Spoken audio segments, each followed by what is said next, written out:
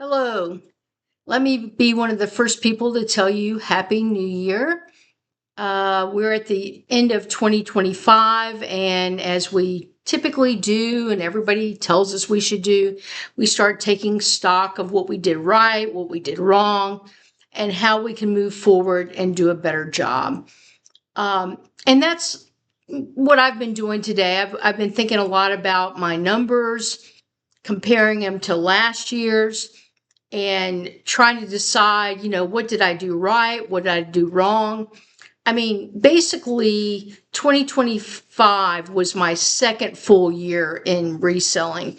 I started reselling in 2023 in November, and I didn't know what I was doing. So I just sort of throw out 2023 for 2 months because I don't think there's much I can learn from that. And I started getting serious about it in 2024. So now I've got 2 years to compare, and depending on where you are in your eBay or your reselling adventure, um, typically it's always great to look at your numbers this year and your numbers last year. If it's your first year, then that's not going to be workable for you. But what you can do is look at it quarter by quarter. But just to give you some background, I'm a part-time reseller. I'm retired, semi-retired, obviously, because I'm still working at eBay and looking to get into some other sources as well. And as a retiree, I think we have some unique advantages that we don't always think about, because something I guess we all feel as we get older is intimidated by technology a little bit. Some of us do. I do. But a lot of, my contemporaries aren't intimidated by it at all. But I find myself reluctant, and I think that's something I've got to work on. But, a lack of confidence sometimes also accompanies getting older, because you kind of feel like you're being left. I know sometimes I feel that way, like, oh my gosh, everything's moving so fast. As soon as I learn how to do something, they change it. And, I guess at some level you want to coast at this age. It's like, I just want something that's going to be fun. It's going to be easy, something I can just learn and just enjoy. And that's what I was looking for, quite frankly. And still feel very confident I can do that, but I've got to learn how to do it in my own way.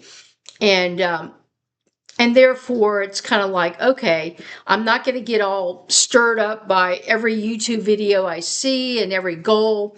I mean, I'm not trying to climb a mountain right now. I'm just trying to have supplemental income and have some fun, honestly. And, I think it's so important, especially as you get older, but always really, but I think you learn the lesson as you get older, that your time is so valuable that you need to spend it on things you love.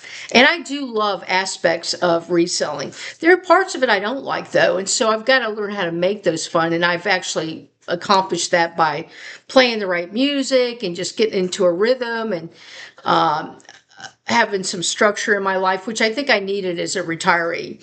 What they don't tell you when you retire is that it's hard to fill up 24 hours a day. You want to feel useful. We all, I think, have a need to feel useful.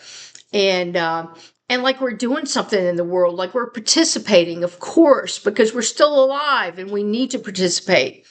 And for that reason, reselling has offered me that. And it's been very interesting to me. But as I look over my numbers for 2025, one of the things I really looked at is what categories sold best for me.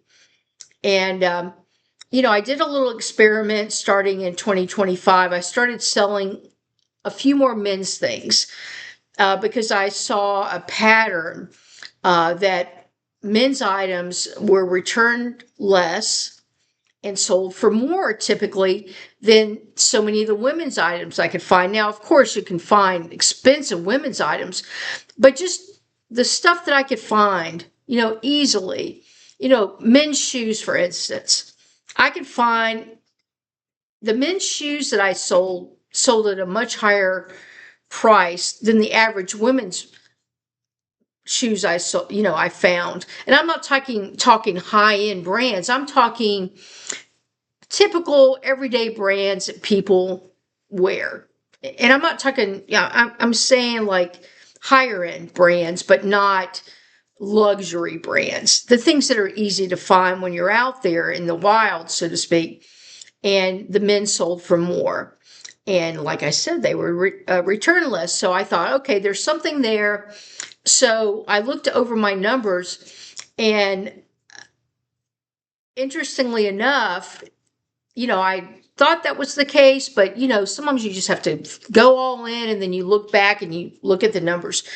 And while I sold more women's shoes, for instance, I think women buy more shoes than men do typically, not all, but a lot of times. I had to admit that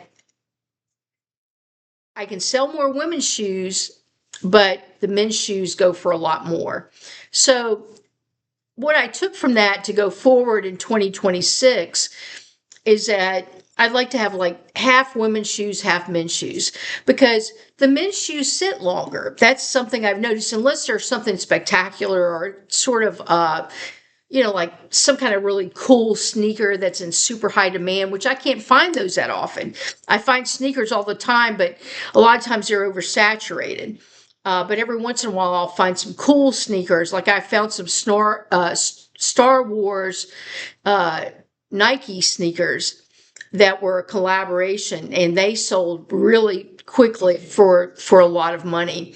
But I don't come on that very often. I see a lot of real basic shoes for men and a lot of real basic shoes for women, and so I get excited now. I'm trying to bring more men's clothes in, more men's sneakers in, because quite frankly, I see the benefit of it. I enjoy it. I mean, obviously, as a woman, I get a little more excited sometimes at looking at women's clothes, but I feel like men's clothes and sneakers and shoes are beautiful too, and I feel like it's a safer bet in some ways to make more money even.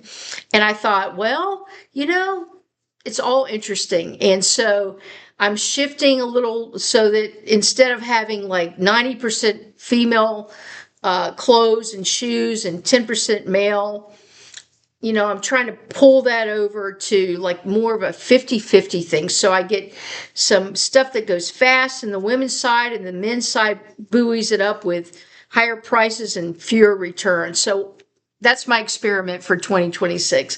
But I feel like it's a calculated experiment. I mean, like they say, take calculated risk, and that's what I'm trying to do. And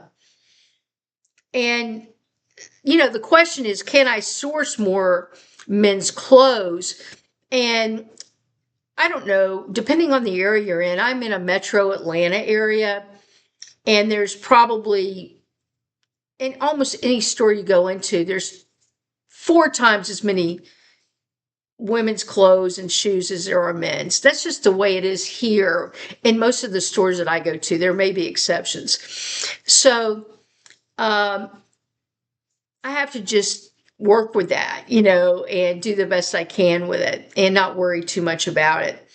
But I know that I can build my inventory up. I mean, my inventory is not huge. I mean, I think right now I have 1,242 items in my inventory. So it's not, I don't have a huge store. I'm more interested in getting high end and things I either want them to be high priced or go fast, and preferably both. And and if they're expensive and they're small, I don't mind sitting on them for a while, but I don't really want to become a storage facility, and because I don't have the room for it. So I'm trying to find the equation, but based on my numbers from last year, I have to say, my experiment with men's clothes and shoes has been worth it. totally worth it, and it bore fruit. So I'm going to work with that. And I think that's the key. You're always experimenting. We all are. You try to go with what people tell you or things that you hear from the experts, and you get some great advice from people like that. But the bottom line is, we're all in a specific situation. Our circumstances are different. Our storage facilities are different. Our commitment from a time perspective is different. What we enjoy is different. All of those things play into the mix. So you can take great information from the experts and use it as it fits into your business model. And I think, now that I know what I want to do, the key is going to be, efficiently sourcing, finding the best way to source to get more men's items and also more collectibles. I mean, interestingly enough, the thing I made the most on last year, well, it was a pair of men's sneakers. That was what I earned the most on. But the second thing was a collectible. It was strangely enough, a Yale beer stein. So it was, from that university. And I remember I was in one of the big thrift stores. It wasn't Goodwill or one of it was a mom and pop, and it's this huge warehouse. And I walked by, and I lived in Germany for a while, and I like beer steins, even though I don't drink beer. I don't like beer that much. But please don't turn it off because I said that. I'm more of a wine drinker. But long story short, the beer steins, I thought, oh, they were like $20, whatever. But I saw this one on the shelf, and it was from Yale. And I thought, you know what? That might be worth something just because it's a school one, And I bought steins before. In fact, I have one that my mother gave me for a gift that's a German stein, and it's beautiful, and I love it. But a lot of the ones that I see out in the stores, they're not that nice. They don't always have the pewter or the steel type top on them. And some of them are kind of beat up. But this one was in good shape, but the top was, the pewter top was kind of wobbly. But I thought, well, I don't know, something in me said, I think you should search that. It may be different than others because it's from Yale. I am so glad my instincts drove me to search that out because it was worth so much more. And it ended up being the thing I made the most on, the most net profit on after, I think I paid $3 for it. So it was like, wow, I couldn't believe it when I looked it up. So, that just goes to show you, I think the collectible thing, you should never ignore that stuff, even though I'm buying mostly clothes and shoes and handbags, accessories, that kind of thing.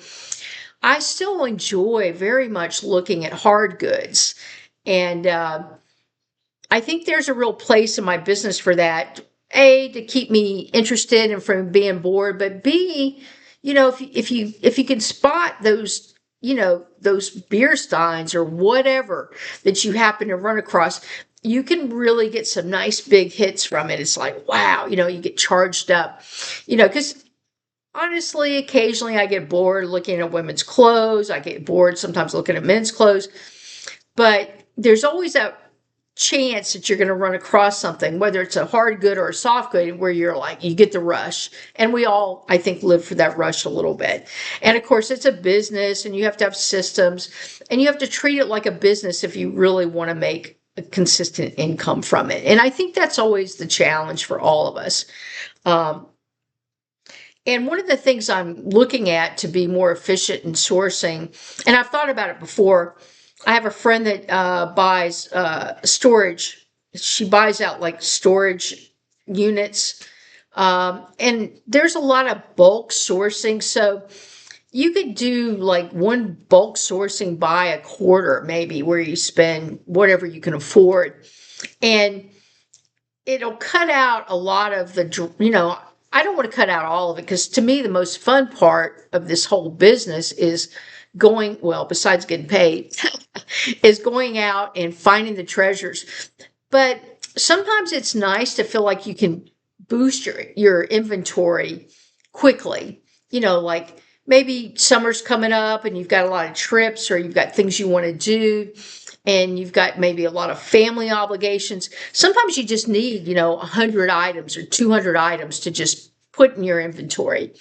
And so I think I see bulk buying as a possibility for me.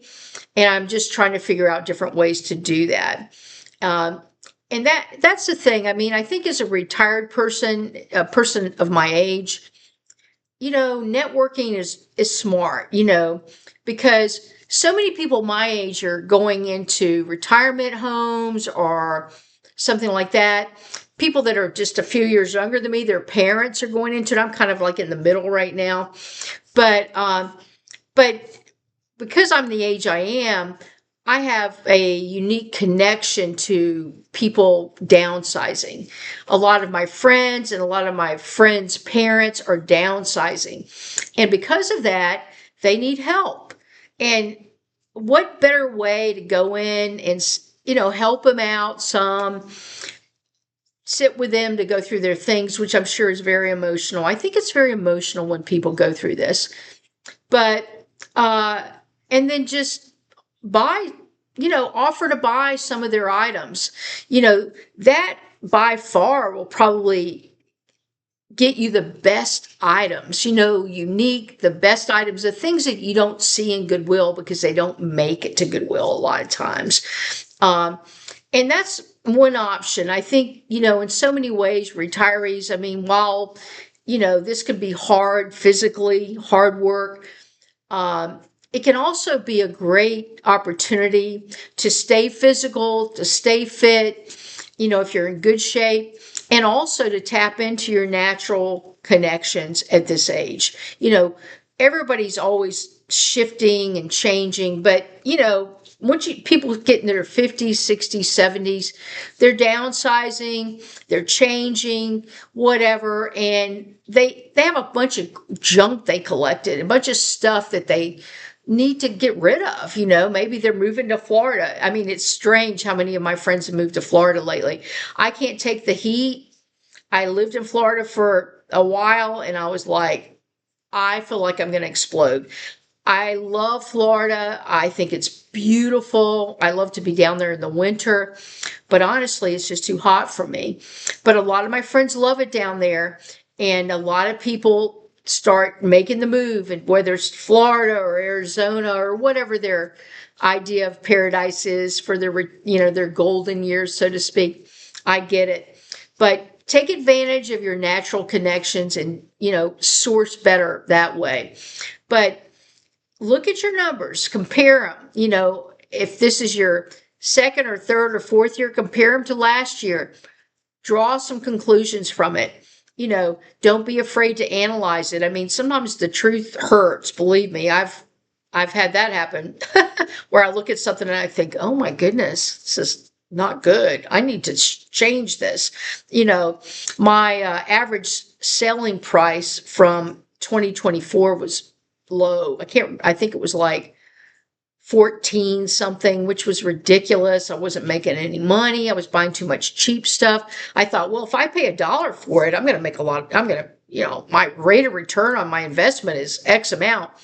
Well, unfortunately, ROI or return on investment, it sounds good.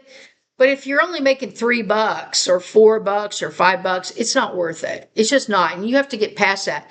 And I think sometimes a lot of us do that. You start off and you just list everything. And this year I've really made a conscious effort in 2025 not to list everything. And so my average sales price has gone up dramatically. And that's what I was going for. And that made me feel good. And I realized it made me feel like I had control. You can control your average sales price. You just got to stop buying the really cheap stuff. I mean, we have a dollar day where, you have 99 cents at Goodwill. And I'd go in there and I'd get so excited. I'd think, oh my gosh, I could buy like 50 things for $50. And, But the problem is if I'm just loading up my inventory and storing it and it's not selling, or if it's selling for $10, it's not worth it. It's not worth the processing. I had to finally, reason with myself, which we all have to do sometimes, and say, it is not worth it. I don't care if I got it for $1 and if I think it's cute and great. If it's only going to sell for $10 or $12 after they beat me down on the price, which they tend to do, the customers are smart. They know they can get you to come down a lot of times. And so I'd rather be coming down from $40 or $35 than from $15. There's not much room there to go down. So just make comparisons, look at your patterns, look at the categories that sell the best for you and also sell for the highest prices, and then decide the best way to source those items. I mean, it's funny, so much of it's common sense, but I think because buying is so emotional, it gets kind of cluttered sometimes. And once you really commit to running a business, then you realize, I can't just go out there and just buy what I like, unless it's a true hobby and I don't care if I make money. But if you do want supplemental income or big income, which a lot of people want that and need that, I just can't relate to that because I'm just not there in my life right now. Of course, I'd love to make as much as I can, but I don't, I'm not willing to go all in the sense of having an inventory of 10,000 and 3 employees in a warehouse. I'm not going to do that. So we're all in a different place in our life and want to do different things. But there's no reason as a retiree that you or that I can't make a really good supplemental income.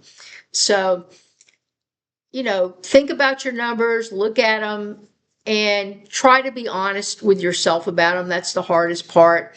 Look at what you did wrong, look at what you did right, and adjust. It's all about adjusting. In business, that's the thing. It's all about adapting. So I want to be one of the first people to say Happy New Year and good luck in reselling in 2026. Bye-bye.